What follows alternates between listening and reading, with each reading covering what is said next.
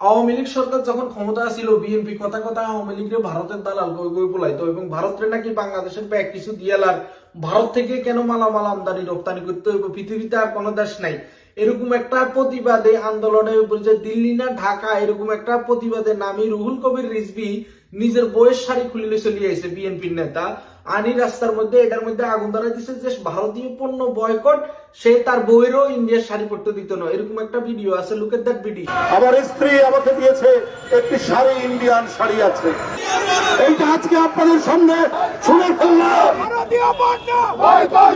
তারেক জিয়া অবৈধভাবে ক্ষমতা দখল করার পরে প্রথমেই ভারত থেকে 5,000 মেট্রিক টন ডিজেল সে আনতেছে বাংলাদেশে। মানে পৃথিবীতে আর কোনো দেশ নাই, ভারত থেকে আনতে হবে কেন, ভারতীয় পণ্য তো আমরা বয়কট করছি। রিজভি নিজের বইয়ের শাড়ি পর্যন্ত আনি রাস্তার মধ্যে আগুন ধরা দিচ্ছে। তো এখন কি রিজভি গড়ে যায় রিজভির বইয়ের শাড়ি খুলিয়ে আনি আবার রাস্তায় আগুন ধরাইবো, নাকি বিএনপি ও ছাত্র দলের নেতা কর্মীরা রাস্তায় নামি কইব দিল্লি না ঢাকা?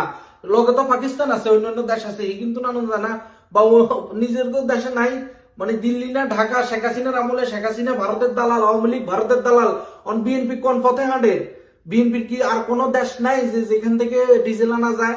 মানে ক্ষমতায় বসার লগে লগে 5,000 মেট্রিক টন ডিজেল বাংলাদেশে ভারত থেকে কিনে এনে ঢুকেছে কন্টিনিউয়াসলি, কিন্তু এটা চলবো। ভারতের লগে সব ধরনের সুসম্পর্ক বজায় রাখবো, শব্দ সেটা আওয়ামী লীগের দিত, জনগণের বোবাচোদা বানাইতো।